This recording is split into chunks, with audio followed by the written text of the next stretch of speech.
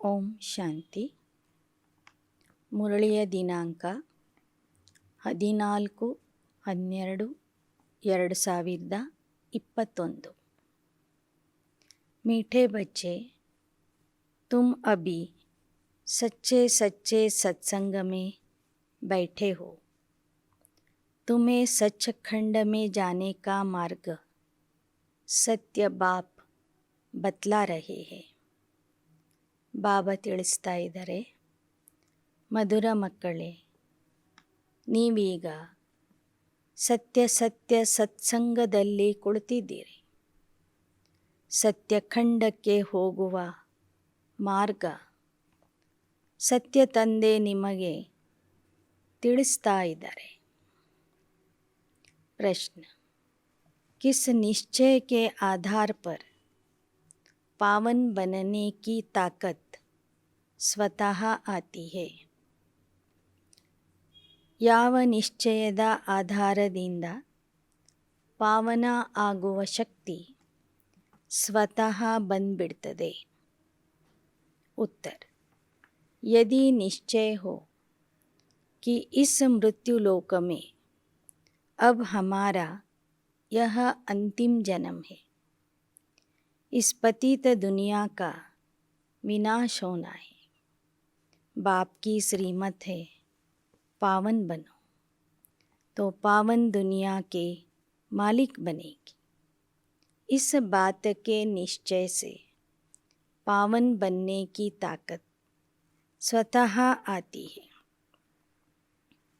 ಈ ಮೃತ್ಯುಲೋಕದಲ್ಲಿ ನಮ್ಮದು ಇದು ಅಂತಿಮ ಜನ್ಮ ಆಗಿದೆ. ಈ ಪತಿತ ಪ್ರಪಂಚ ವಿನಾಶ ಆಗಲಿದೆ.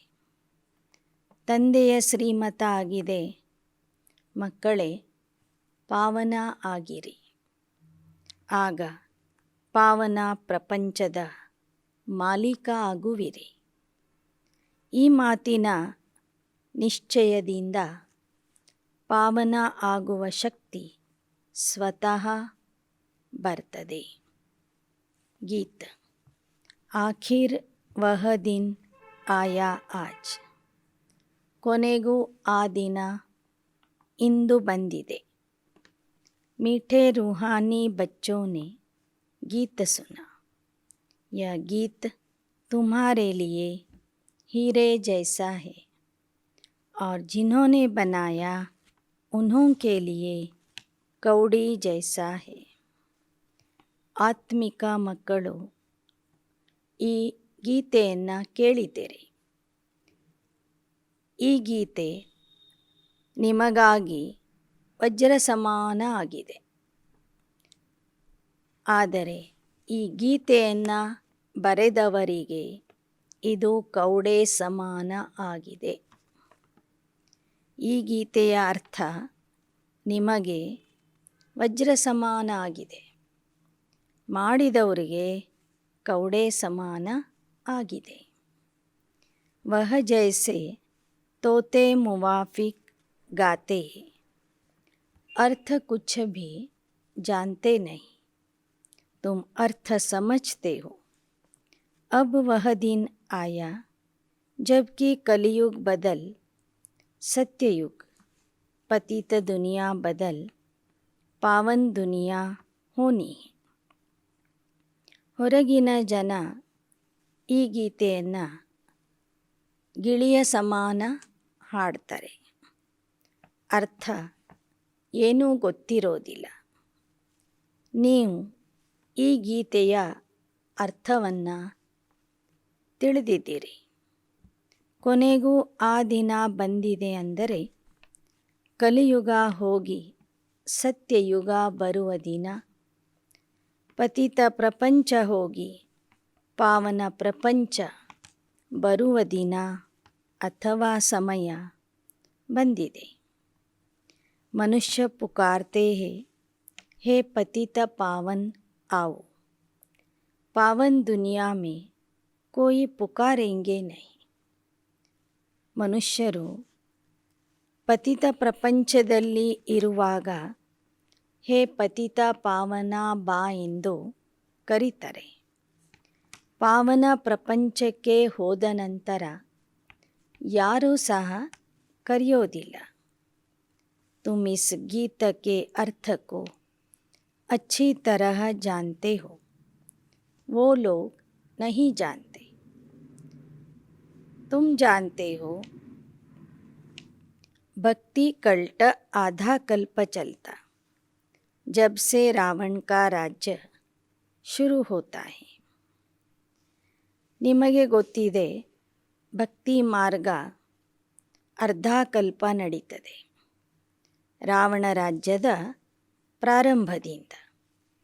सीढ़ी उतरनी पड़ती है. यह राज बच्चों की बुद्धि में बैठा हुआ है. ಭಕ್ತಿಯ ಪ್ರಾರಂಭ ಅಂದರೆ ಏಣಿಯನ್ನು ಇಳಿಯುವುದು. ಅಂದಿನಿಂದ ನಾವು ಏಣಿ ಇಳಿತಾ ಬರ್ತೇವೆ. ಈ ರಹಸ್ಯ ಮಕ್ಕಳ ಬುದ್ಧಿಯಲ್ಲಿ ಇದೆ. अब तुम जानते हो भारतवासी 16 कला संपूर्ण थे, वही 14 कला बने.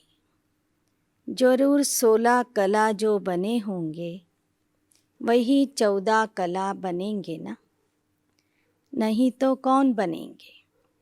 तुम 16 कला थे, अब फिर बन रहे, फिर कलाएं घटती जाएगी.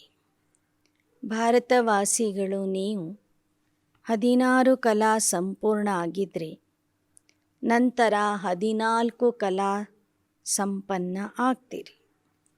ಯಾರು 16 ಕಲಾ ಸಂಪೂರ್ಣ ಆಗಿರ್ತಾರೆ ಅವರೇ 14 ಕಲಾ ಸಂಪನ್ನ ಆಗ್ತಾರೆ. ನಿಧಾನಕ್ಕೆ ನಂತರ ಕಲೆಗಳು ಕಡಿಮೆ ಆಗ್ತಾ ಬರ್ತವೆ. दुनिया की भी कला घटती है. मकान जो पहले सतो प्रधान है वह तमो प्रधान जरूर होना है. ಆತ್ಮನ ಕಲೆಗಳು ಕಡಿಮೆ ಆದಾಗ ಜಗತ್ತಿನ ಕಲೆಗಳು ಸಹ ಕಡಿಮೆ ಆಗ್ತವೆ. ಮನೆ ಮೊದಲು ಸತೋ ಪ್ರಧಾನ ಆಗಿರ್ತದೆ, ಅದು ಕೊನೆಗೆ ಅವಶ್ಯವಾಗಿ ತಮೋ ಪ್ರಧಾನ ಆಗಿಬಿಡ್ತದೆ. तुम जानते हो सतो प्रधान दुनिया सत्ययुग को, तमो प्रधान दुनिया कलियुग को कहा जाता है. सतो ಪ್ರಧಾನ ಜಗತ್ತು ಅಂದರೆ ಸತ್ಯಯುಗ, ತಮೋ ಪ್ರಧಾನ ಜಗತ್ತು ಅಂದರೆ ಕಲಿಯುಗ. सतो प्रधान वाले तमो प्रधान बने हैं क्योंकि 84 जन्म लेने पड़ते हैं. दुनिया नई सो पुरानी जरूर होती है, इसलिए चाहते नई दुनिया नया राज्य हो. सतो प्रधान ಇದ್ದವರು ತಮೋ ಪ್ರಧಾನ ಆಗಲಿಕ್ಕೆ 84 ಜನ್ಮಗಳಲ್ಲಿ ಬರಬೇಕಾಗ್ತದೆ. ಹೊಸ ಪ್ರಪಂಚ ಅಂದರೆ ಯಾವುದು, ಹಳೆ ಪ್ರಪಂಚ ಅಂದರೆ ಯಾವುದು ಅಂತ ಜನರಿಗೆ ಗೊತ್ತಿಲ್ಲ. ತುಮಕೋ ಇಸ್ ಸತ್ಸಂಗ ಸೆ ಸಬ್ ಕುಛ್ ಪತಾ ಪಡ್ತಾ ಹೈ. ಆದರೆ ನಿಮಗೆ ಈ ಸತ್ಸಂಗದಲ್ಲಿ ಬರುವುದರಿಂದ ಎಲ್ಲ ವಿಚಾರಗಳು ಗೊತ್ತಾಗ್ತವೆ. ಸಚ್ಚಾ ಸಚ್ಚಾ ಸತ್ಸಂಗ इस समय जो फिर भक्ति मार्ग में इनका गायन चलता है. ಸತ್ಯ ಸತ್ಯ ಸತ್ಸಂಗ ಸಂಗಮ ಯುಗದಲ್ಲಿ ನಡೀತದೆ ಮತ್ತು ಈ ಸತ್ಸಂಗದ ಗಾಯನ ಭಕ್ತಿ ಮಾರ್ಗದಲ್ಲಿ ನಡೀತದೆ. ಕಹೆಂಗೆ ನಾ ಯಹ ಪರಂಪರಾ ಸೆ ಚಲಾ ಆಯಾ ಹೈ, परंतु तुम जानते हो सच्चा सच्चा सत्संग तुम्हारा है, बाकी जो भी है वह सब है झूठ संग. वास्तव में सत्संग है ही नहीं.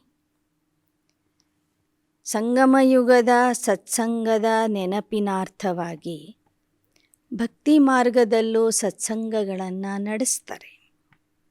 ಆದರೆ ವಾಸ್ತವಿಕವಾಗಿ ಅವೆಲ್ಲ ಅಸತ್ಯ ಸಂಘಗಳಾಗಿವೆ. ನಿಜವಾದ ಸತ್ಯಸಂಗ ಪರಮಾತ್ಮ ಮತ್ತು ನಿಮ್ಮ ಸಂಘ ಆಗಿದೆ. उनसे तो गिरना ही होता है और यह सत्संग का सबसे बड़ा त्योहार है. ಭಕ್ತಿ ಮಾರ್ಗದ ಸತ್ಸಂಗದಿಂದ ಜನ ಬೀಳ್ತಾನೇ ಬಂದಿದ್ದಾರೆ. ಆತ್ಮರು ಅಧೋಗತಿಗೆ ಬಂದಿದ್ದಾರೆ. ಜ್ಞಾನ ಮಾರ್ಗದ ಸತ್ಸಂಗದಿಂದ ನೀವು ಉನ್ನತಿಯ ಮಾರ್ಗಕ್ಕೆ ಹೋಗ್ತೀರಿ. ಜ್ಞಾನ ಮಾರ್ಗದ ಸತ್ಸಂಗ ಅಂದರೆ ಒಂದು ದೊಡ್ಡ ಉತ್ಸವ ಆಗಿದೆ, ಹಬ್ಬ ಆಗಿದೆ. ಏಕ ಸತ್ಯ ಬಾಪ್ ಕೆ ಸಾಥ್ ಸಂಗ ಹೋತಾ ಹೈ, ಬಾಕಿ और कोई भी सत्य बोलते ही नहीं. ಸತ್ಯ ತಂದೆಯ ಜೊತೆಗೆ ಇದ್ದು ನಾವು ಮಕ್ಕಳು ಯಾವ ಸತ್ಯ ತಂದೆಯ ಮಿಲನ ಮಾಡ್ತೀವಿ, ಸತ್ಯ ತಂದೆಯ ಸಂಘದಲ್ಲಿ ಇರ್ತೀವಿ, ಅದು ನಮಗೆ ದೊಡ್ಡ ಉತ್ಸವ ಅಥವಾ ಹಬ್ಬ ಆಗಿದೆ. ಸತ್ಯ ಹೇಳುವಂಥವನು ಒಬ್ಬನೇ ಆಗಿದ್ದಾನೆ. ಬಾಕಿ ಸಬ್ ಹೈ झूठ. यह झूठ खंड है. झूठी माया, झूठी काया. झूठ ईश्वर के लिए भी कह देते कि वह सर्वव्यापी है. ಪರಮಾತ್ಮನ ಈ ಸಂಘ ಬಿಟ್ಟರೆ ಉಳಿದ ಎಲ್ಲ ಸಂಘಗಳು ಅಸತ್ಯ ಸಂಘಗಳಾಗಿವೆ, ಸುಳ್ಳು ಸಂಘಗಳಾಗಿವೆ. ಜಗತ್ತು ಸುಳ್ಳು, ಮಾಯೆನೂ ಸುಳ್ಳು, ಈ ದೇಹನೂ ಸುಳ್ಳು ಅಂತ ಹೇಳ್ತಿದ್ದಾರೆ. ಪರಮಾತ್ಮನ ಬಗ್ಗೆಯೂ ಸಹ ಒಂದು ದೊಡ್ಡ ಸುಳ್ಳನ್ನು ಹೇಳ್ತಾ ಇದ್ದಾರೆ. ಪರಮಾತ್ಮ ಸರ್ವವ್ಯಾಪಿ ಅಂತ.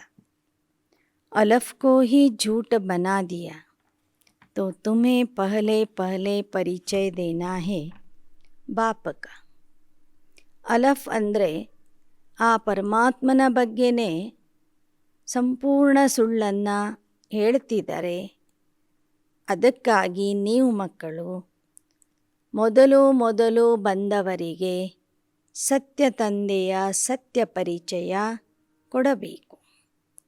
वह तो उल्टा परिचय देते. झूठ तो झूठ, सच की रत्ती भी नहीं. ಲೌಕಿಕದ ಜನ ಪರಮಾತ್ಮನ ಬಗ್ಗೆ ಉಲ್ಟಾ ಪರಿಚಯ ಕೊಡ್ತಾ ಇದ್ದಾರೆ. ಪರಮಾತ್ಮ ಸರ್ವವ್ಯಾಪಿ ಅಂತ ಹೇಳ್ತಿದ್ದಾರೆ. ಅಲ್ಲಿ ಸಂಪೂರ್ಣ ಸುಳ್ಳೇ ಸುಳ್ಳು ತುಂಬಿದೆ. ಸತ್ಯದ ಒಂದು ಅಂಶನೂ ಇಲ್ಲ. यह ज्ञान की बातें हैं. ऐसे नहीं कि पानी को पानी कहना झूठ है. यह है ज्ञान और अज्ञान की बातें. ज्ञान एक ज्ञान सागर बाप देते हैं, जिसको रूहानी ज्ञान कहा जाता है. ಇಲ್ಲಿ ಬಾಬಾ ಸತ್ಯ ಜ್ಞಾನ ಮತ್ತು ಸುಳ್ಳು ಜ್ಞಾನದ ವಿಷಯದ ಬಗ್ಗೆ ಹೇಳ್ತಾ ಇದ್ದಾರೆ. ಜ್ಞಾನ ಒಬ್ಬ ಜ್ಞಾನಸಾಗರ ತಂದೆ ಮಾತ್ರ ತಿಳಿಸಿಕೊಡ್ತಾರೆ. ಅದಕ್ಕೆ ಆತ್ಮಿಕ ಜ್ಞಾನ ಅಂತ ಹೇಳಲಾಗ್ತದೆ. ಸತ್ಯುಗ್ ಮೇ ಝೂಠ ಹೋತಾ ನಹಿ. ಇಲ್ಲಿ ಭೌತಿಕವಾದಂತಹ ಸುಳ್ಳು ಸತ್ಯದ ಬಗ್ಗೆ ಬಾಬಾ ಹೇಳ್ತಿಲ್ಲ. ಜ್ಞಾನ ಮತ್ತು ಅಜ್ಞಾನದ ಬಗ್ಗೆ ಹೇಳ್ತಾ ಇದ್ದಾರೆ. ಸತ್ಯಯುಗದಲ್ಲಿ ಸುಳ್ಳು ಅನ್ನೋದು ಇರೋದೇ ಇಲ್ಲ. ರಾವಣ ಆಕರ್ ಸಚ್ ಖಂಡಕ್ಕೂ झूठ ಖಂಡ ಬನಾ ದೇತೆ. ರಾವಣ ರಾಜ್ಯದಲ್ಲಿ ರಾವಣ ಬಂದು ಸತ್ಯಖಂಡವನ್ನು ಸುಳ್ಳು ಖಂಡವನ್ನಾಗಿ ಮಾಡಿಬಿಡ್ತಾನೆ.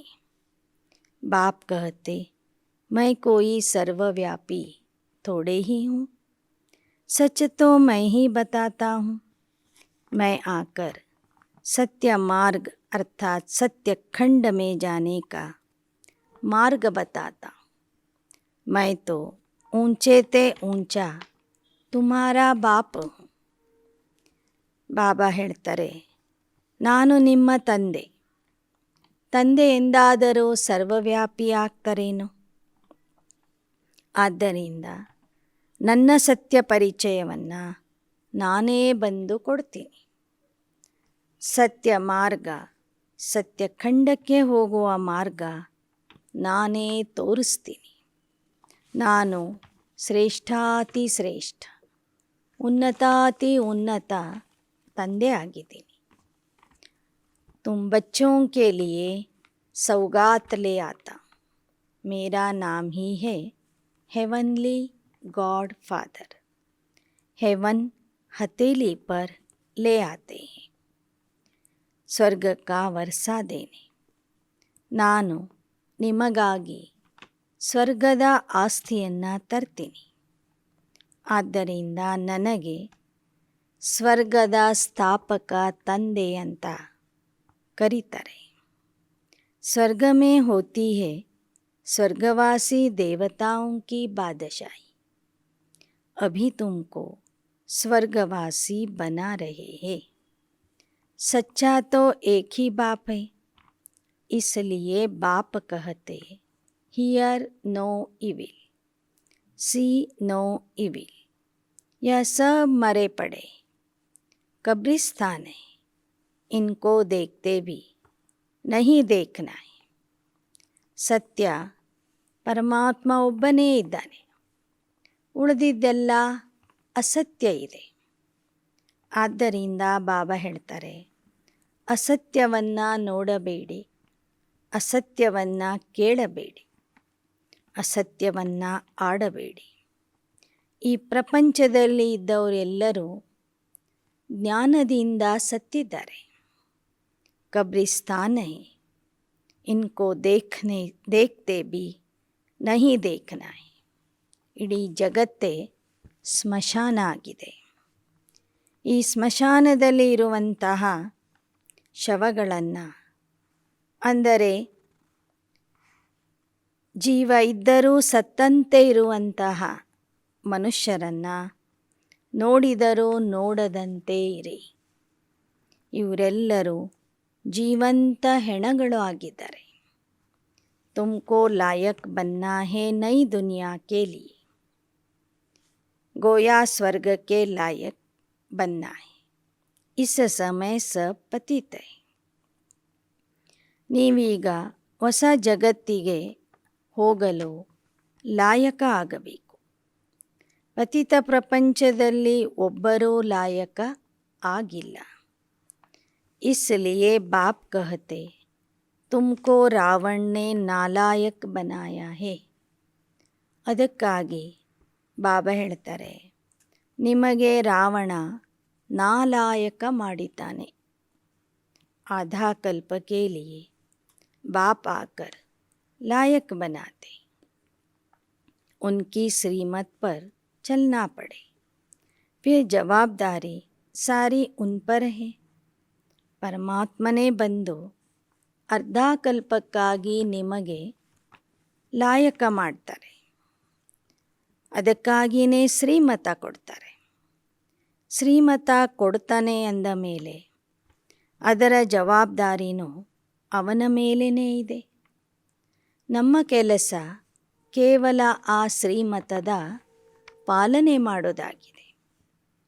ಬಾಪ್ನೆ ಸಾರಿ ದುನಿಯಾಕೋ पावन बनाने की जवाबदारी उठाई. वह जो मत देंगे वह कल्प पहले वाले ही देंगे. इसमें मूंझना नहीं चाहिए. जो पास्ट हुआ कहेंगे ड्रामा, बात ही खलास. श्रीमत कहती है यह करो तो करना चाहिए. वह जवाबदार खुद है, क्योंकि वही कर्मों का दंड दिलाते हैं, तो उनकी बात को मानना चाहिए. ಬಾಬಾ ಶ್ರೀಮತ ಏನನ್ನು ಕೊಡ್ತಾರೋ ಅದನ್ನು ನಾವು ಪಾಲಿಸಬೇಕು. ಶ್ರೀಮತದ ಪಾಲನೆ ಮಾಡುವುದು ಮಾತ್ರ ನಮ್ಮ ಕರ್ತವ್ಯ. ಶ್ರೀಮತದಲ್ಲಿ ನಮಗೆ ಸ್ವಲ್ಪನೂ ಸಂಶಯ ಬರಬಾರದು, ಗೊಂದಲ ಉಂಟಾಗಬಾರದು. ಅವನೇ ಶ್ರೀಮತ ಕೊಡ್ತಾನೆ ಅಂದ ಮೇಲೆ ಅದರ ಫಲ ಕೊಡುವ ಜವಾಬ್ದಾರಿನೂ ಅವನ ಮೇಲೆ ಇದೆ. ಶ್ರೀಮತದ ಅವಜ್ಞೆ ಮಾಡುವಂಥವರಿಗೆ ಶಿಕ್ಷೆ ಕೊಡುವುದು ಸಹ ಅವನ ಕೈಯಲ್ಲಿ ಇದೆ. ಆದ್ದರಿಂದ ನಮ್ಮ ಕೆಲಸ ಆಗಿದೆ ಶ್ರೀಮತದಂತೆ ನಡೆಯುವುದು. कहते मीठे बच्चे गृहस्थ व्यवहार में रहते या अंतिम जन्म पवित्र रहो. इस मृत्यु लोक में यह हमारा अंतिम जन्म है. यह बात जब समझे तभी पावन बन सके. ಶ್ರೀಮತ ಹೇಳ್ತದೆ, ಮಕ್ಕಳೇ, ಗೃಹಸ್ಥ ವ್ಯವಹಾರದಲ್ಲಿ ಇದ್ದರೂ ಈ ಕೊನೆಯ ಜನ್ಮದಲ್ಲಿ ಪವಿತ್ರ ಆಗಿ ಇರಿ. ಇದು ಮೃತ್ಯುಲೋಕದ ಅಂತಿಮ ಜನ್ಮ ಆಗಿದೆ.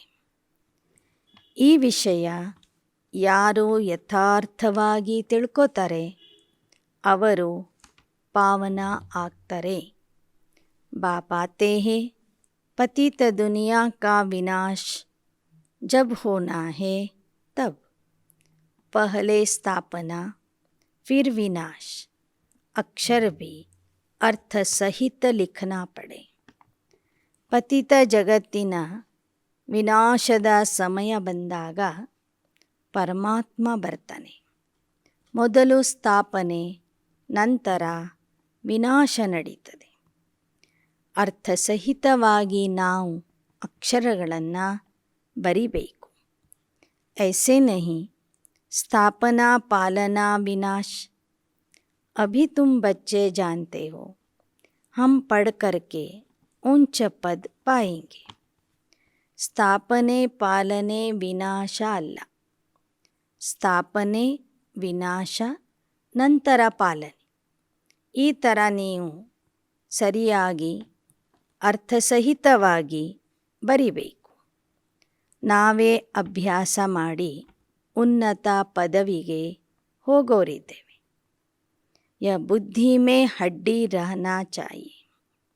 कई बच्चे हैं जो भल समझाते अच्छा है, परंतु हड्डी वह सुख किसको है नहीं. तोते मिसल याद करते हैं ना. तुम्हारी बुद्धि में भी हड्डी धारणा होनी चाहिए. ಮಕ್ಕಳಲ್ಲಿ ಇದು ಪಕ್ಕಾ ನೆನಪಿರಬೇಕು. ಅನೇಕ ಮಕ್ಕಳು ಜನರಿಗೆ ಜ್ಞಾನ ತಿಳಿಸ್ತಾರೆ, ಆದರೆ ಒಳಗಿನಿಂದ ಆ ಸುಖದ ಅನುಭವ ಮಾಡೋದಿಲ್ಲ. ಗಿಳಿಪಾಠದಂತೆ ಅವರು ಜನರಿಗೆ ಜ್ಞಾನ ಹೇಳ್ತಾರೆ, ಆದರೆ ಅವರಲ್ಲಿ ಧಾರಣೆ ಆಗಿರೋದಿಲ್ಲ.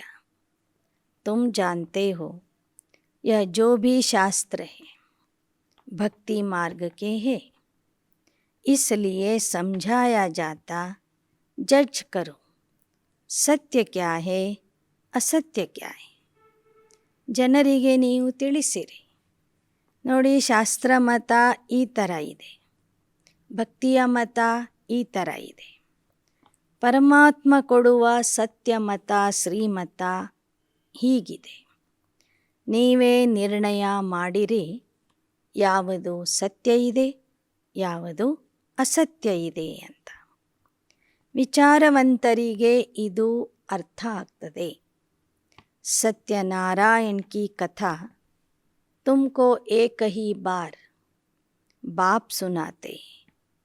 बाप कभी झूठ बोल न सके. बाप ही सचखंड की स्थापना करते, सच्ची कथा सुनाते, इसमें झूठ हो न सके. बच्चों को यह निश्चय होना चाहिए कि हम किसके साथ बैठे. बाप हमको अपने साथ योग लगाना सिखलाते. ಪರಮಾತ್ಮ ಒಂದೇ ಸಲ ಬಂದು ಸತ್ಯನಾರಾಯಣ ಕಥೆ ಹೇಳ್ತಾನೆ, ಸತ್ಯಖಂಡದ ಸ್ಥಾಪನೆ ಮಾಡ್ತಾನೆ. ಈ ನಿಶ್ಚಯ ಮಕ್ಕಳಲ್ಲಿ ಅವಶ್ಯವಾಗಿ ಇರಬೇಕು. ನಾವು ಸತ್ಯ ತಂದೆಯ ಜೊತೆಗೆ ಕುಳಿತಿದ್ದೇವೆ. ಸತ್ಯ ತಂದೆಯ ಜೊತೆಗೆ ಬುದ್ಧಿಯ ಯೋಗ ಜೋಡಿಸ್ತಾ ಇದ್ದೇವೆ. सच्ची अमर कथा सत्यनारायण की कथा सुना रहे, जिससे हम नर से नारायण बन रहे. ಕೇವಲ ಸತ್ಯನಾರಾಯಣ ಕಥೆ ಮಾತ್ರ ಅಲ್ಲ, ಬಾಬಾ ನಮಗೆ ಸತ್ಯ ಅಮರ ಕಥೆಯನ್ನು ಸಹ ಹೇಳ್ತಾ ಇದ್ದಾರೆ. ಜಿಸ್ಕಾ ಫಿರ್ ಭಕ್ತಿ ಮಾರ್ಗ ಮೇ ಗಾಯನ್ ಚಲ್ತಾ ಹೈ. ಸತ್ಯನಾರಾಯಣ ಕಥೆ ಕೇಳಿ, ಅಂದರೆ ಈ ಸತ್ಯ ಜ್ಞಾನದ ಕಥೆ ಕೇಳಿ ನಾವೇ ಮಕ್ಕಳು ಸತ್ಯಯುಗದ ನಾರಾಯಣ ಆಗ್ತಾ ಇದ್ದೇವೆ. ಇದರ ಗಾಯನ ಭಕ್ತಿ ಮಾರ್ಗದಲ್ಲೂ ಸಹ ಇದೆ. ಹಮ್ಕೋ ಕೋಯಿ ಮನುಷ್ಯ ನಹಿ ಪಢಾತೆ, ಹಮ್ ಆತ್ಮಾओं को रूहानी बाप पढ़ाते, जो हम सब आत्माओं का बाप है. शिव बाबा के सन्मुख हम बैठे. ಸರ್ವ ಆತ್ಮರಿಗೂ ತಂದೆ ಆದಂತಹ ಪರಮಾತ್ಮ ನಮಗೆ ಓದಿಸ್ತಾ ಇದ್ದಾನೆ. ಅವನ ಸನ್ಮುಖದಲ್ಲಿ ನಾವು ಕುಳಿತಿದ್ದೇವೆ. ಮಧುಬನ್ ಮೇ ಆತೆ ಹೇ ತೋ ನಶಾ ಚढ़ता है. यहाँ तुमको रिफ्रेशमेंट मिलती है.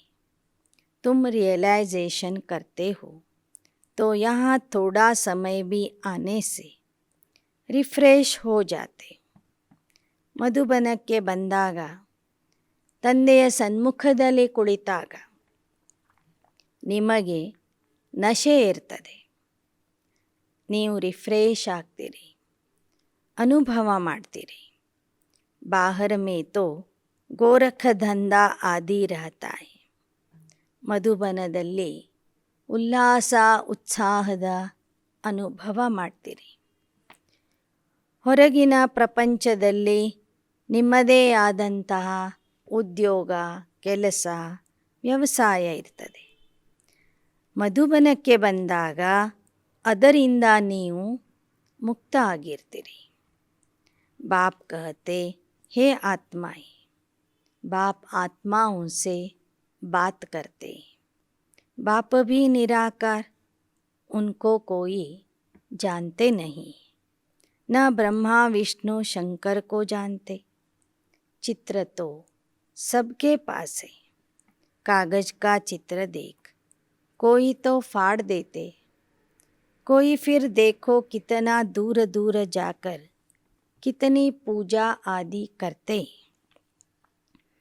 चित्र तो घर में भी रखे हैं ना, फिर इतना दूर जाकर भटकने से क्या फ़ायदा. अभी तुम बच्चों को यह ज्ञान मिला है, इसलिए वह फालतू लगता है. ಬಾಬಾ ಹೇಳ್ತಾರೆ, ಭಕ್ತಿ ಮಾರ್ಗದಲ್ಲಿ ಎಲ್ಲ ದೇವತಾ ಚಿತ್ರಗಳು ಭಕ್ತರ ಹತ್ತಿರ ಇರ್ತವೆ. ಆ ಕಾಗದದ ಚಿತ್ರಗಳಿಗೆ ಕೆಲವರು ಬೆಲೆ ಕೊಡ್ತಾರೆ, ಕೆಲವರು ಬೆಲೆ ಕೊಡೋದಿಲ್ಲ, ಹರಿದಾಕ್ತಾರೆ. ಮನೆಯಲ್ಲಿಯೇ ಚಿತ್ರಗಳು, ಮೂರ್ತಿಗಳು ಇದ್ದರೂ ಸಹ ದೂರ ದೂರದ ಯಾತ್ರೆಗೆ ಹೋಗಿ ಅಲ್ಲಿಯ ಮೂರ್ತಿಗಳನ್ನು ನೋಡಿ ಬರ್ತಾರೆ. ಈಗ ನಿಮಗೆ ಜ್ಞಾನ ಸಿಕ್ಕಿರೋದ್ರಿಂದ ಅದು ಎಲ್ಲವೂ ಫಾಲ್ತು ಆಗಿದೆ, ವ್ಯರ್ಥ ಆಗಿದೆ ಅಂತ ನೀವು ಹೇಳ್ತೀರಿ. ಕೃಷ್ಣ ತೋ ಯಹಾ ಭಿ ಗೋರಾ ಯಾ ಸಾವರಾ पत्थर का बन सकता है, फिर ಜಗನ್ನಾಥಪುರಿ में क्यों जाते हैं. ಈ ಜ್ಞಾನ ತಿಳಿದ ನಂತರ ನೀವು ಹೇಳ್ತೀರಿ, ಕೃಷ್ಣನ ಮೂರ್ತಿ ಇಲ್ಲಿಯೇ ನಾವು ಮಾಡ್ಕೋಬಹುದು. ಅಮೃತ ಶಿಲೆಯಲ್ಲಿ ಬಿಳಿ ಮೂರ್ತಿಯನ್ನು ಮಾಡ್ಕೋಬಹುದು, ಕಪ್ಪು ಶಿಲೆಯಲ್ಲಿ ಕಪ್ಪು ಮೂರ್ತಿಯನ್ನು ಇದ್ದ ಸ್ಥಳದಲ್ಲಿಯೇ ಮಾಡ್ಕೋಬಹುದು.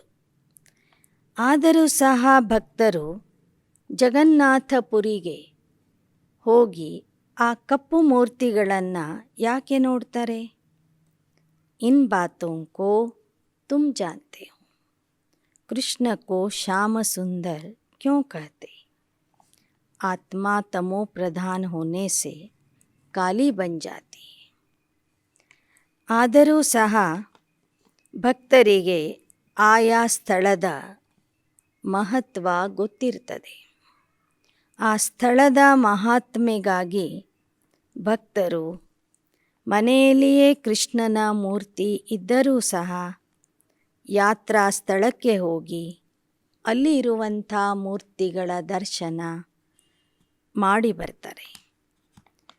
ಕೃಷ್ಣ ಶ್ಯಾಮಸುಂದರ ಹೇಗೆ ಆಗ್ತಾನೆ ಅನ್ನೋ ವಿಚಾರ ನಿಮಗೆ ಗೊತ್ತಿದೆ, ಭಕ್ತರಿಗೆ ಗೊತ್ತಿಲ್ಲ. ಆತ್ಮ ತಮೋ ಪ್ರಧಾನ್ ಹೋನೆ ಸೆ ಕಾಲಿ ಬನ್ ಜಾತಿ, ಫಿರ್ ಆತ್ಮ ಪವಿತ್ರ ಹೋನೆ ಸೆ ಸುಂದರ ಬನ್ ಜಾತಿ. ಆತ್ಮ ತಮೋ ಪ್ರಧಾನ ಆದಾಗ ಕಪ್ಪಾಗ್ತದೆ, ಪವಿತ್ರ ಆದಾಗ ಸುಂದರ ಆಗ್ತದೆ. ಕೃಷ್ಣನು 2 ಯುಗಗಳಲ್ಲಿ ಸುಂದರ ಆಗಿದ್ದ, 2 ಯುಗಗಳಲ್ಲಿ ಕಪ್ಪಾಗಿರ್ತಾನೆ, ಪತಿತ ಆಗಿರ್ತಾನೆ. ಅದಕ್ಕಾಗಿ ಕೃಷ್ಣನಿಗೆ ಶ್ಯಾಮ ಸುಂದರ ಅಂತ ಹೇಳಲಾಗ್ತದೆ. ಕೆಲವು ಮಂದಿರಗಳಲ್ಲಿ ಕೃಷ್ಣನ ಬಿಳಿ ಬಣ್ಣದ ಮೂರ್ತಿಯನ್ನು, ಅಮೃತ ಶಿಲೆಯಲ್ಲಿ ಮೂರ್ತಿಯನ್ನು ಮಾಡಿ ಸ್ಥಾಪನೆ ಮಾಡಿರ್ತಾರೆ. ಇನ್ನು ಕೆಲವು ಮಂದಿರಗಳಲ್ಲಿ ಕೃಷ್ಣನ ಮೂರ್ತಿಗಳನ್ನು ಕಪ್ಪು ಶಿಲೆಯಲ್ಲಿ ಮಾಡಿರ್ತಾರೆ. ಆ ಥರ ಯಾಕೆ ಎಂಬ ಪ್ರಶ್ನೆಗೆ ಉತ್ತರ ಭಕ್ತರಿಗೆ ಗೊತ್ತಿಲ್ಲ ಅಂತ ಹೇಳ್ತಾರೆ ಬಾಬಾ. ವಹಿ ಗೋಲ್ಡನ್ ಏಜ್ ಮೇ ಥಾ, 5 तत्वों की नेचुरल ब्यूटी थी, शरीर भी ऐसे सुंदर बनते थे.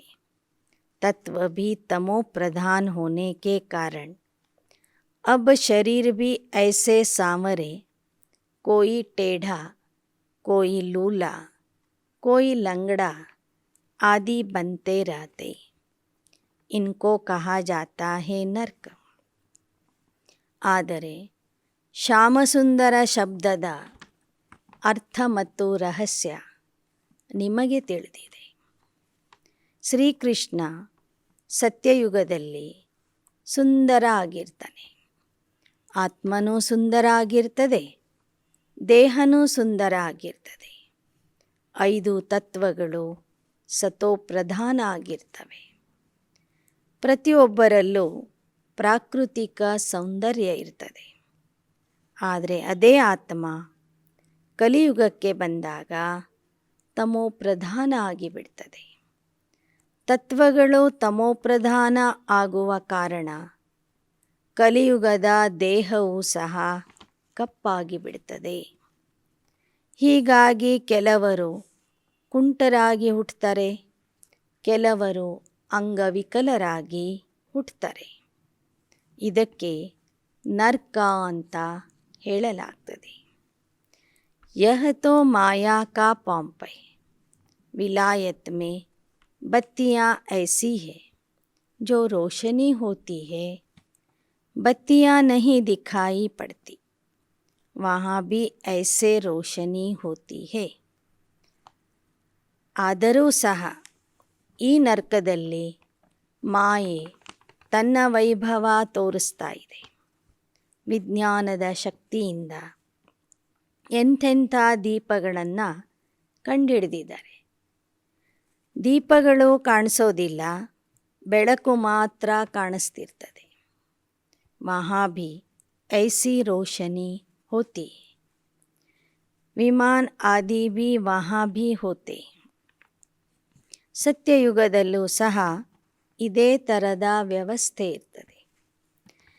ದೀಪಗಳು ಕಾಣಿಸೋದಿಲ್ಲ, ವೈರ್ಗಳು ಕಾಣಿಸೋದಿಲ್ಲ, ಆದರೆ ಬೆಳಕು ಮಾತ್ರ ಕಾಣಿಸ್ತಾ ಇರ್ತದೆ. ಹಾಗೆಯೇ ಹೊಸ ಹೊಸ ಡಿಸೈನಿನ ವಿಮಾನಗಳು ಇರ್ತವೆ. ಸೈನ್ಸ್ ಘಮಂಡಿ ಭಿ ಯಹಾ ಆಯೆಂಗೆ. फिर वहाँ भी यह एरोप्लेन आदि सब बनेंगे।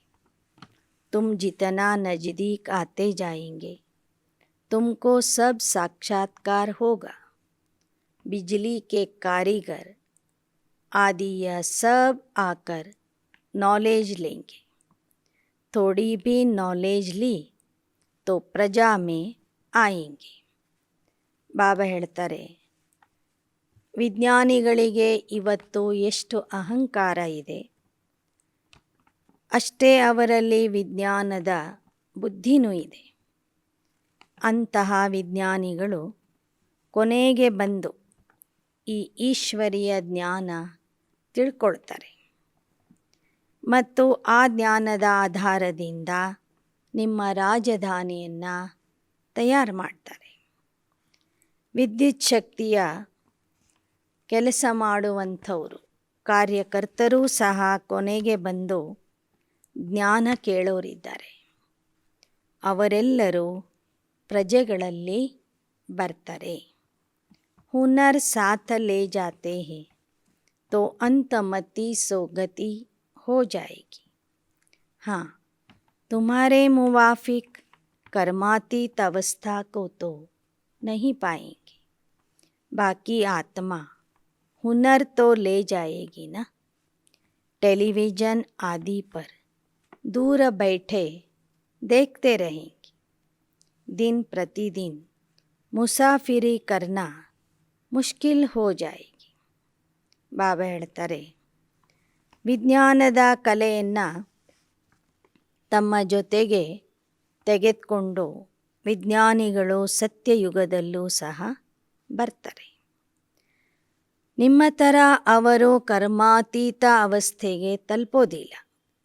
ಆದರೆ ಅಲ್ಪ ಸ್ವಲ್ಪ ಜ್ಞಾನ ಕೇಳಿ ತಮ್ಮಲ್ಲಿ ಇರುವ ವಿದ್ಯೆಯನ್ನು ಕಲೆಯನ್ನು ಸತ್ಯಯುಗಕ್ಕೆ ಬಂದು ಅದನ್ನು ಉಪಯೋಗಿಸ್ತಾರೆ. ಟೆಲಿವಿಷನ್ ಮೂಲಕ ದೂರದಿಂದನೇ ಪರಮಾತ್ಮನ ಸಂದೇಶ ಕೇಳ್ತಾರೆ, ಜ್ಞಾನ ಕೇಳ್ತಾರೆ. ನೇರವಾಗಿ ಅವರು ತಂದೆಯ ಹತ್ತಿರಕ್ಕೆ ಬರೋದಿಲ್ಲ. ಆದರೆ ದೂರದಿಂದಲೇ ಜ್ಞಾನ ಕೇಳಿ ತಿಳ್ಕೊಳ್ತಾರೆ. ಅದರ ಆಧಾರದಿಂದ ಸತ್ಯಯುಗಕ್ಕೆ ಬಂದು ನಿಮಗೆ ಎಲ್ಲ ರೀತಿಯ ವ್ಯವಸ್ಥೆಯನ್ನು ಮಾಡಿಕೊಡ್ತಾರೆ. दुनिया में क्या क्या इन्वेंशन कर चीज़ें निकालते, नेचुरल कैलेमिटीज़ में भी इतने मरते, फ्लड आदि भी होंगी, समुद्र भी उछल खाएगा, समुद्र को भी सुखाया है ना. ಬಾಬಾ ಹೇಳ್ತಾರೆ, ಆ ವಿಜ್ಞಾನದ ಶಕ್ತಿಯಿಂದ ವಿನಾಶನೂ ಆಗಲಿದೆ, ಅದೇ ಶಕ್ತಿಯಿಂದ ಮುಂದೆ ಸ್ಥಾಪನೆಯ ಕಾರ್ಯವೂ ಆಗಲಿದೆ. ಅದಕ್ಕಾಗಿ ದಿನೇ ದಿನೇ ವಿಜ್ಞಾನ ಹೊಸ ಹೊಸ ಸಂಶೋಧನೆ ಮಾಡ್ತಾ ಇದೆ. ಒಂದು ಕಡೆ ವಿಜ್ಞಾನದ ಶಕ್ತಿ ಬೆಳೀತಾ ಇದೆ, ಇನ್ನೊಂದು ಕಡೆ ವಿನಾಶದ ಸಿದ್ಧತೆಯು ನಡೆದಿದೆ. ಕೊನೆಗೆ ಪ್ರಾಕೃತಿಕ ವಿಕೋಪಗಳ ಮೂಲಕ ಅನೇಕರು ಸಾಯೋರಿದ್ದಾರೆ. ಪ್ರವಾಹ ಬರಲಿದೆ, ಸಮುದ್ರ ಉಕ್ಕಿ ಬರಲಿದೆ. ಇವತ್ತು ನೋಡಿದರೆ ಸಮುದ್ರವನ್ನು ಒಣಗಿಸಿ ಅಲ್ಲಿಯೂ ಸಹ ಕಟ್ಟಡಗಳನ್ನು ಕಟ್ತಾ ಇದ್ದಾರೆ. ಆದರೆ ಕೊನೆಗೆ ಸಮುದ್ರ ಉಕ್ಕಿ ಬಂದು ಎಲ್ಲವನ್ನೂ ಮುಳುಗಿಸಿ ಬಿಡ್ತದೆ. इस दुनिया में क्या क्या होना है, फिर नई दुनिया में क्या क्या होगा. सिर्फ भारत खंड ही होगा, सो भी छोटा, बाकी सब चले जाएंगे परम धाम में. बाकी टाइम कितना बचा है, यह कुछ भी नहीं होगा. तुम अपनी राजधानी स्थापन कर रहे, तुम्हारे लिए पुरानी दुनिया के विनाश की पहले से ही नोंद है. ನಿಮಗೀಗ ತಿಳಿದಿದೆ ಹೊಸ ಪ್ರಪಂಚದಲ್ಲಿ ಏನೇನಿರ್ತದೆ. ಕೇವಲ ಭಾರತ ದೇಶ ಮಾತ್ರ ಇರ್ತದೆ, ಭಾರತ ಖಂಡ ಇರ್ತದೆ, ಅದು ಸಹ ಬಹಳ ಚಿಕ್ಕದಾಗಿರ್ತದೆ. ಉಳಿದವರು ಪರಮಧಾಮಕ್ಕೆ ಹೋಗಿಬಿಡ್ತಾರೆ. ವಿನಾಶ ಆಗಲಿಕ್ಕೆ ಇನ್ನೂ ಸ್ವಲ್ಪ ಸಮಯ ಉಳಿದಿದೆ. ನಿಮ್ಮ ರಾಜಧಾನಿಯ ತಯಾರಿಯಾಗಿದೆ. ಹಳೆ ಪ್ರಪಂಚದ ವಿನಾಶದ ಸಿದ್ಧತೆಯೂ ಸಹ ನಡೀತಾ ಇದೆ. ಈ ಕೊಳಕಾದ ಪ್ರಪಂಚದಲ್ಲಿ ನೀವು ಇನ್ನೂ ಸ್ವಲ್ಪ ದಿನ ಇರೋರಿದ್ದೀರಿ. ನಂತರ ಹೊಸ ಪ್ರಪಂಚಕ್ಕೆ ಹೋಗೋರಿದ್ದೀರಿ. सिर्फ तुम यह भी याद रखो तो भी ಖುಷಿ ಮೇ रहेंगे.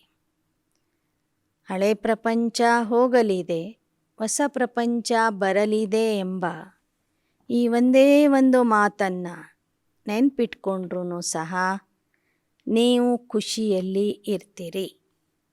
तुम्हारी बुद्धि में है कि यह सब खलास होने का है. इतने सब खंड रहेंगे नहीं. ಭಾರತ್ ಪ್ರಾಚೀನ ಖಂಡ ಹಿ रहेಗ.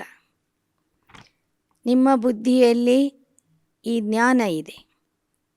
ಕೊನೆಗೆ ಇಡೀ ಪ್ರಪಂಚನೇ ನಾಶ ಆಗಲಿದೆ, ಎಲ್ಲ ಖಂಡಗಳು ಹೋಗಲಿದ್ದಾವೆ, ಭಾರತ ಖಂಡ ಮಾತ್ರ ಉಳಿಯಲಿದೆ.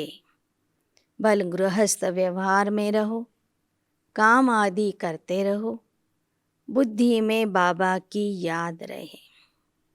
तुमको यह मनुष्य से देवता बनने का कोर्स उठाना है. ಭಲೆ ನೀವು ಗೃಹಸ್ಥ ವ್ಯವಹಾರದಲ್ಲಿನೇ ಇರಿ, ಕೆಲಸ ಕಾರ್ಯಗಳನ್ನು ಮಾಡ್ತಾ ಇರಿ, ಆದರೆ ಬುದ್ಧಿಯಿಂದ ಬಾಬೋರ್ನ ನೆನ್ಪು ಮಾಡಿರಿ. ಮನುಷ್ಯರಿಂದ ದೇವತಾ ಆಗುವ ಈ ಕೋರ್ಸನ್ನು ಸರಿಯಾಗಿ ಅರ್ಥ ಮಾಡ್ಕೊಳ್ಳಿ. गृहस्थ व्यवहार में रहते, नौकरी करते, बाप को और चक्र को याद करो. एकांत में बैठकर विचार सागर मंथन करो. सतयुग में बहुत थोड़े मनुष्य रहते हैं. यह दुनिया खत्म हो जाएगी. वहाँ कैनाल्स आदि की दरकार नहीं. यहाँ कितने कैनाल्स खोदते, ನದಿಯಾ ತೋ ಅನಾದಿ. ಬಾಬಾ ಹೇಳ್ತಾರೆ, ಏನೇ ಮಾಡ್ತಿದ್ರೂ ಸಹ ತಂದೆ ಮತ್ತು ಚಕ್ರವನ್ನು ನೆನಪು ಮಾಡಿರಿ. ಏಕಾಂತದಲ್ಲಿ ಕುಳಿತು ವಿಚಾರ ಸಾಗರ ಮಂಥನ ಮಾಡಿ. ಸತ್ಯಯುಗದಲ್ಲಿ ಮನುಷ್ಯರ ಸಂಖ್ಯೆ ಬಹಳ ಕಡಿಮೆ ಇರ್ತದೆ. ಅಲ್ಲಿ ಕೆನಾಲ್ಸ್ಗಳು ಇರೋದಿಲ್ಲ, ನದಿಗಳು ಇರ್ತವೆ, ಆದರೆ ಈ ಕಾಲುವೆಗಳು ಇರೋದಿಲ್ಲ. सतयुग में जमुना का गड्ढा होगा, सब मीठे पानी के ऊपर महल होंगे, यह बॉम्बे होंगी नहीं. ಸತ್ಯಯುಗದ ರಾಜ್ಯ ಯಮುನಾ ನದಿಯ ತೀರದಲ್ಲಿ ಇರ್ತದೆ. ಎಲ್ಲ ನಗರಗಳು ಸಿಹಿ ನದಿಯ ತೀರದಲ್ಲಿ ಇರ್ತವೆ. ಈ ಬಾಂಬೆ ಸತ್ಯಯುಗದಲ್ಲಿ ಇರೋದಿಲ್ಲ. इनको कोई नई बॉम्बे थोड़े ही कहेंगे. हर एक बच्चे को समझना है कि हम स्वर्ग के लिए राजाई स्थापन कर रहे हैं. यह नर्क रहेगा नहीं. रावणपुरी खत्म हो जाएगी, ರಾಮಪುರಿ ಸ್ಥಾಪನ್ ಹೋ ಜಾಯೇಗಿ. ಈಗೇನು ಹೊಸ ಬಾಂಬೆ ಅಂತ ಹೇಳ್ತಾ ಇದ್ದಾರೆ, ಅದು ಹೊಸ ಬಾಂಬೆ ಅಲ್ಲ, ಅದು ಹಳೆ ಬಾಂಬೆನೇ ಆಗಿದೆ. ಯಾಕೆ ಅಂದರೆ ಪ್ರಪಂಚನೇ ಹಳೆದಾಗಿದೆ. ಈಗ ರಾವಣಪುರಿ ನಾಶ ಆಗಲಿದೆ, ರಾಮಪುರಿ ಸ್ಥಾಪನೆ ಆಗಲಿದೆ. तमो प्रधान पृथ्वी पर देवताएं पैर धर न सके. जब चेंज होगी तब पांव धरेंगे. इसलिए लक्ष्मी को जब बुलाते हैं तो सफाई आदि करते हैं. ತಮೋ ಪ್ರಧಾನ ಪೃಥ್ವಿಯ ಮೇಲೆ ದೇವತೆಗಳು ಪಾದ ಇಡೋದಿಲ್ಲ. ಅದಕ್ಕಾಗಿ ಲಕ್ಷ್ಮಿಯ ಆವಾಹನೆ ಮಾಡುವಾಗ ಮನೆಯ ಸ್ವಚ್ಛತೆ ಮಾಡ್ತಾರೆ. ಲಕ್ಷ್ಮಿ ಕಾ ಆವಾಹನ್ ಕರ್ತೆ, ಚಿತ್ರ ರಖತೆ, ಪರಂತು ऑक्यूपेशन का किसको पता नहीं है, इसलिए आइडल प्रतीक कहा जाता है. पत्थर की मूर्ति को भगवान कह देते. ಲಕ್ಷ್ಮಿಯ ಚಿತ್ರ ಇಡ್ತಾರೆ, ಆದರೆ ಲಕ್ಷ್ಮಿಯ ಕರ್ತವ್ಯ ಗೊತ್ತಿಲ್ಲ, ಚರಿತ್ರೆ ಗೊತ್ತಿಲ್ಲ. ಆದ್ದರಿಂದ ಅದಕ್ಕೆ ವಿಗ್ರಹಾರಾಧನೆ ಎಂದು ಹೇಳಲಾಗ್ತದೆ. ಕಲ್ಲಿನ ಮೂರ್ತಿಗಳನ್ನು ಪೂಜಿಸುವುದು ವಿಗ್ರಹ ಆರಾಧನೆ ಆಗಿದೆ. अब तुमको परमात्मा बैठ समझाते हैं इन सब बातों को. ಆತ್ಮ को समझा न सके. ಈ ಎಲ್ಲ ಮಾತುಗಳನ್ನು ಪರಮಾತ್ಮ ಕುಳಿತು ನಿಮಗೆ ತಿಳಿಸ್ತಾ ಇದ್ದಾರೆ. ಆತ್ಮರು ಆತ್ಮರಿಗೆ ಈ ಜ್ಞಾನ ಕೊಡೋದಿಲ್ಲ. ಆತ್ಮ कैसे और क्या क्या पार्ट बजाती वह तुम अभी समझा सकते हो. ತಂದೆ ಬಂದು ನಿಮಗೆ ಜ್ಞಾನ ಹೇಳಿದ ಮೇಲೆ ನೀವು ಆ ಜ್ಞಾನ ಜನರಿಗೆ ಹೇಳಬಹುದು. ಅಲ್ಲಿಯವರೆಗೆ ಮನುಷ್ಯ ಆತ್ಮರಿಗೆ ಈ ಸತ್ಯ ಜ್ಞಾನ ಕೊಡಲಿಕ್ಕೆ ಆಗೋದಿಲ್ಲ. ಬಾಬಾ ಆಕರ್ ರಿಯಲೈಸೇಷನ್ कराते. मनुष्य तो न आत्मा को न परमात्मा को जानते, तो उनको क्या कहेंगे. मनुष्य होते हुए चलन जैसे जानवर मिसले. अभी तुमको ज्ञान मिला है. सीढ़ी पर किसको समझाना बड़ा सहज है. ಮನುಷ್ಯರು ಆತ್ಮನನ್ನೂ ತಿಳ್ಕೊಂಡಿಲ್ಲ, ಪರಮಾತ್ಮನನ್ನೂ ತಿಳ್ಕೊಂಡಿಲ್ಲ. ಅಂಥ ಮನುಷ್ಯರಿಗೆ ಏನಂತ ಕರೀಬಹುದು. ಅವರು ನೋಡಲಿಕ್ಕೆ ಮನುಷ್ಯರಾಗಿ ಇದ್ದರೂ ಅವರ ವರ್ತನೆ ಪ್ರಾಣಿಗಳ ಸಮಾನ ಇದೆ. ಈಗ ನಿಮಗೆ ಈ ಜ್ಞಾನ ಸಿಕ್ಕಿದೆ. ಏಣಿಯ ಬಗ್ಗೆ ಜ್ಞಾನ ಕೊಡುವುದು, ಏಣಿಯ ಚಿತ್ರದ ಮೂಲಕ ಜ್ಞಾನ ಹೇಳುವುದು ಬಹಳ ಸಹಜ ಇದೆ. भारतवासी समझते हैं कि हम देवता धर्म वाले हैं. यह सब बातें धारण करनी होती है, तब विचार सागर मंथन होगा. धारणा नहीं तो विचार सागर मंथन हो न सके. ತಂದೆ ಹೇಳಿದ ಜ್ಞಾನ ನೀವು ಧಾರಣೆ ಮಾಡಿಕೊಂಡ್ರೆ ಮಾತ್ರ ವಿಚಾರ ಸಾಗರ ಮಂಥನ ಮಾಡಲಿಕ್ಕೆ ಸಾಧ್ಯವಾಗ್ತದೆ. ಧಾರಣೆ ಇಲ್ಲ ಅಂದರೆ ವಿಚಾರ ಸಾಗರ ಮಂಥನ ಮಾಡಲಿಕ್ಕೂ ಆಗೋದಿಲ್ಲ. ಸುನಾ और धंधे में लग जाते. विचार सागर मंथन करने का टाइम ही नहीं.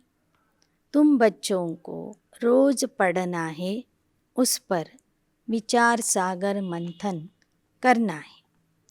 मुरली तो कहाँ भी मिल सकती. ಬಾಬನ ಮಕ್ಕಳು ಮುರಳಿ ಕೇಳ್ತಾರೆ, ಹೊರಗೆ ಹೋಗಿ ತಮ್ಮ ಉದ್ಯೋಗದಲ್ಲಿ ತೊಡಗಿಬಿಡ್ತಾರೆ. ವಿಚಾರ ಸಾಗರ ಮಂಥನ ಮಾಡಲಿಕ್ಕೆ ಸಮಯನೇ ಕೊಡೋದಿಲ್ಲ. ಆದರೆ ಆ ಥರ ಮಾಡಬಾರದು.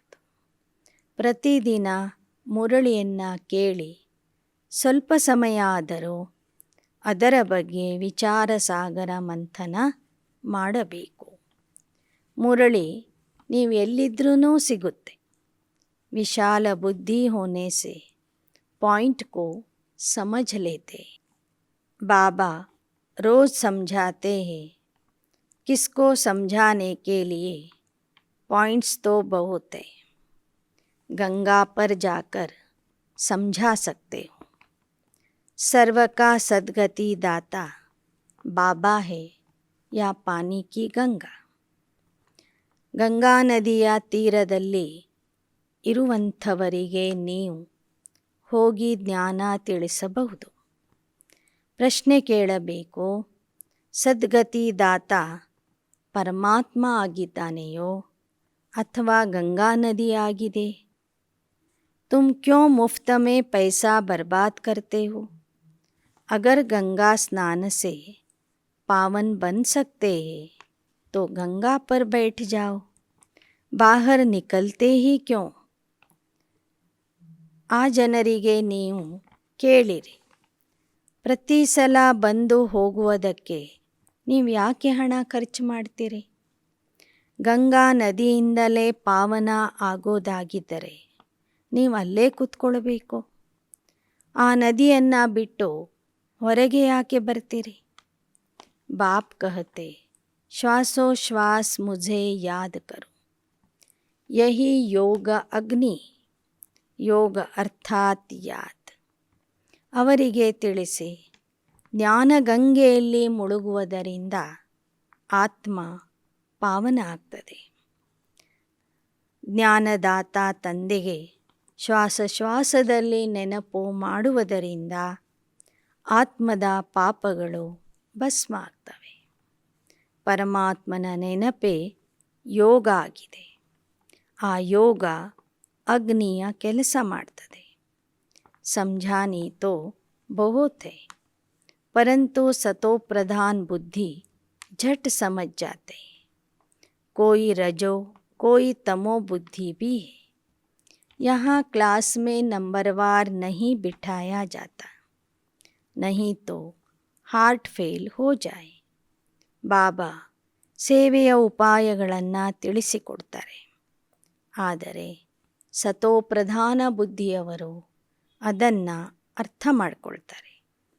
ರಜೋ ತಮೋ ಬುದ್ಧಿಯವರಿಗೆ ಅರ್ಥ ಆಗೋದಿಲ್ಲ. ಬಾಬನ ಮಕ್ಕಳಲ್ಲಿ ನಂಬರ್ವಾರ್ ಮಕ್ಕಳಿದ್ದಾರೆ. ಆದರೆ ಆ ಥರ ನಂಬರ್ವಾರ್ ಕೂಡಿಸ್ಲಿಕ್ಕೆ ಆಗೋದಿಲ್ಲ. ಆ ಥರ ಏನಾದರೂ ಕೂಡಿಸಿಬಿಟ್ಟರೆ ಹಾರ್ಟ್ ಫೇಲ್ ಆಗಿಬಿಡ್ತಾರೆ. ड्रामा प्लान अनुसार पूरी राजधानी स्थापन हो रही. फिर सतयुग में बाप थोड़े ही पढ़ाएगा. ನಾಟಕದ ಅನುಸಾರವಾಗಿ ರಾಜಧಾನಿಯ ಸ್ಥಾಪನೆ ಆಗ್ತಾ ಇದೆ. ರಾಜಧಾನಿಯಲ್ಲಿ ಎಲ್ಲ ವರ್ಗದವರೂ ಬೇಕು. ಬಾಬಾ ಓದಿಸುವುದು ಸಂಗಮ ಯುಗದಲ್ಲಿ ಮಾತ್ರ ವಿನಃ ಸತ್ಯಯುಗದಲ್ಲಿ ಅಲ್ಲ. बाप की पढ़ाई का एक ही समय फिर भक्ति मार्ग में झूठी बातें बताते. वंडर तो यह है जो पूरे 84 जन्म लेते उनका नाम गीता पर डाल दिया है, और जो पुनर्जन्म रहित है उनका नाम गुम कर दिया है, तो 100% झूठ हो गया ना. ಸಂಗಮ ಯುಗದಲ್ಲಿ ಮಾತ್ರ ಪರಮಾತ್ಮ ಬಂದು ಓದಿಸ್ತಾನೆ, ಸತ್ಯ ಜ್ಞಾನ ಕೊಡ್ತಾನೆ. ಆದರೆ ಭಕ್ತಿ ಮಾರ್ಗದಲ್ಲಿ ಎಲ್ಲವೂ ಸುಳ್ಳಾಗಿದೆ. ಈ ಜ್ಞಾನ ಕೊನೆಗೆ ಲೋಪವಾಗಿ ಬಿಡ್ತದೆ. ಭಕ್ತಿ ಮಾರ್ಗದಲ್ಲಿ ಸುಳ್ಳು ಮಾತುಗಳನ್ನು ಹೇಳ್ತಾ ಬರ್ತಾರೆ, ಬರಿತಾ ಬರ್ತಾರೆ. ಯಾವ ಕೃಷ್ಣ 84 ಜನ್ಮಗಳಲ್ಲಿ ಬರ್ತಾನೆಯೋ ಅವನ ಹೆಸರನ್ನು ಭಗವದ್ಗೀತೆಯಲ್ಲಿ ಸೇರಿಸಿದ್ದಾರೆ. ಮತ್ತು ಯಾರು ಪುನರ್ಜನ್ಮ ರಹಿತ ಆಗಿರುವಂತಹ ಪರಮಾತ್ಮ ಇದ್ದಾನೋ ಅವನ ಹೆಸರನ್ನೇ ಹಾರಿಸಿಬಿಟ್ಟಿದ್ದಾರೆ. ಇದು 100ಕ್ಕೆ 100ರಷ್ಟು ಸುಳ್ಳಾಗಿದೆ. ಬಚ್ಚೋಂ ಕೋ ಬಹುತೋಂ ಕಾ ಕಲ್ಯಾಣ ಕರ್ನಾ है. यह सब कुछ है तुम्हारा गुप्त. यहाँ तुम ब्रह्मा कुमार कुमारियाँ अपने लिए स्वर्ग की सूर्यवंशी चंद्रवंशी राजधानी स्थापन कर रहे. यह भी किसकी बुद्धि में नहीं आएगा. तुम्हारे में भी भूल जाते तो दूसरे फिर क्या जानेंगे. तुम यह नहीं भूलो तो सदैव खुशी में रहो. ಭೂಲ್ನೆ ಸೇ ಹಿ ಗುಟ್ಕಾ ಖಾತೆ.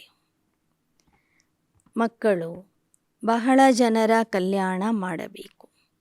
ನಿಮ್ಮ ಜ್ಞಾನ ಗುಪ್ತವಾಗಿದೆ. ನೀವೇ ಬ್ರಹ್ಮ ಕುಮಾರಿಯರು. ಸತ್ಯಯುಗದ ಸೂರ್ಯವಂಶಿ, ನಂತರ ಚಂದ್ರವಂಶಿ ರಾಜಧಾನಿಯ ಸ್ಥಾಪನೆ ಮಾಡ್ತಿದ್ದೀರಿ ಎಂಬ ವಿಚಾರ ನೀವೇ ಮರೀತೀರಂದರೆ ಜನರಿಗೆ ಹೇಗೆ ನೆನಪುಳಿತದೆ? ಅವರು ಹೇಗೆ ತಿಳ್ಕೊತಾರೆ? ನೀವು ಇದನ್ನು ಮರಿಬಾರದು. ಆಗ ನಿಮ್ಮಲ್ಲಿ ಸದಾ ಖುಷಿ ಇರ್ತದೆ. ಮರೆಯೋದ್ರಿಂದ ದುಃಖಿ ಆಗ್ತೀರಿ. अच्छा मीठे मीठे सिकी लदे बच्चों प्रति मात पिता बाप दादा का याद प्यार और गुड मॉर्निंग. रूहानी बाप की रूहानी बच्चों को नमस्ते. रूहानी बच्चों की रूहानी बाप दादा को याद प्यार गुड मॉर्निंग और नमस्ते नमस्ते नमस्ते. धारणा के लिए मुख्य सार. हड्डी सुख का अनुभव करने के लिए बाप जो पढ़ाते हैं उसे बुद्धि में धारण करना है. विचार सागर मंथन करना है. ಅಪಾರ ಸುಖದ ಅನುಭವ ಮಾಡುವುದಕ್ಕಾಗಿ ತಂದೆ ಏನನ್ನು ಓದಿಸ್ತಾ ಇದ್ದಾರೆ ಅದನ್ನು ಬುದ್ಧಿಯಲ್ಲಿ ಧಾರಣೆ ಮಾಡ್ಕೋಬೇಕು. ವಿಚಾರ ಸಾಗರ ಮಂಥನ ಮಾಡಬೇಕು.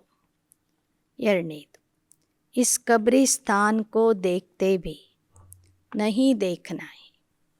Here no evil see no evil.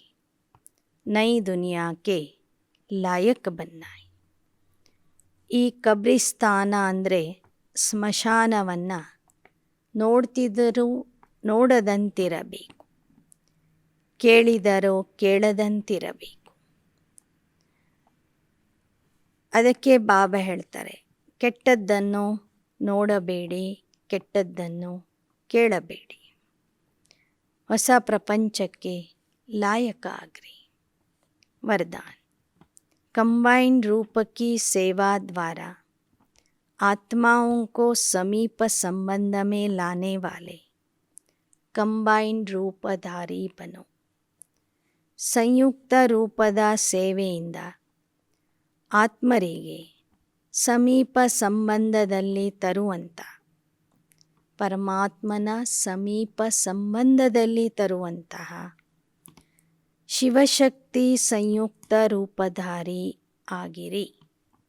सिर्फ आवाज़ द्वारा सेवा करने से प्रजा बनती जा रही है. आवाज़ से परे स्थिति में स्थित हो, फिर आवाज़ में आओ, अव्यक्त स्थिति और फिर आवाज़. ऐसे कंबाइंड रूप की सेवा वारिस बनाएगी. ಶಬ್ದದಿಂದ ಸೇವೆ ಮಾಡುವುದರಿಂದ ಪ್ರಜೆಗಳನ್ನು ತಯಾರು ಮಾಡ್ತೀರಿ. ಶಬ್ದದಿಂದ ಸೇವೆ ಮಾಡುವುದರ ಜೊತೆಗೆ ಅವ್ಯಕ್ತ ಸ್ಥಿತಿಯಲ್ಲಿ ಇದ್ದು ಸೇವೆ ಮಾಡಿದರೆ ವಾರಸುದಾರರನ್ನು ತಯಾರು ಮಾಡಬಹುದು. ವಾರಸುದಾರ ಮಕ್ಕಳು ಆಗ ತಯಾರಾಗ್ತಾರೆ. आवाज़ द्वारा प्रभावित हुई आत्माएं अनेक आवाज़ सुनने से आवागमन में आ जाती है. लेकिन कंबाइंड रूपधारी बन कंबाइंड रूप की सेवा करो तो उस पर किसी रूप का प्रभाव पड़ नहीं सकता. ಶಬ್ದದಿಂದ ಪ್ರಭಾವಿತ ಆಗುವಂಥ ಆತ್ಮರು ಬರುವ ಮತ್ತು ಹೋಗುವುದರ ಚಕ್ರದಲ್ಲಿ ಬರ್ತಾರೆ. ಸ್ವಲ್ಪ ಸಮಯ ಬರ್ತಾರೆ ಜ್ಞಾನಕ್ಕೆ, ಮತ್ತೆ ಹೋಗ್ತಾರೆ, ಮತ್ತೆ ಬರ್ತಾರೆ. ಆದರೆ ನೀವು ಶಿವಶಕ್ತಿ ಸಂಯುಕ್ತ ರೂಪಧಾರಿಯಾಗಿ ಶಬ್ದ ಮತ್ತು ಅವ್ಯಕ್ತ ಸ್ಥಿತಿಯಲ್ಲಿ ಇದ್ದು ಸೇವೆ ಮಾಡಿದರೆ ಅವರ ಮೇಲೆ ಯಾವ ಪ್ರಭಾವವೂ ಕೆಲಸ ಮಾಡೋದಿಲ್ಲ. ಮಾಯೆಯ ಪ್ರಭಾವ ಅವರ ಮೇಲೆ ಬೀಳೋದಿಲ್ಲ. श्लोगन. साधनों में बेहद के वैराग्य वृत्ति की साधना मर्ज होने न दो. ಸಾಧನಗಳಲ್ಲಿ ಬೇಹದ್ದಿನ ವೈರಾಗ್ಯ ವೃತ್ತಿಯ ಸಾಧನೆ ಮರ್ಜ ಆಗಲಿಕ್ಕೆ ಕೊಡಬೇಡಿ. ಸಾಧನಗಳಲ್ಲಿ ಬೇಹದ್ದಿನ ವೈರಾಗ್ಯ ವೃತ್ತಿಯ ಸಾಧನೆ ಮರ್ಜ ಆಗಬಾರದು. ಓಂ ಶಾಂತಿ.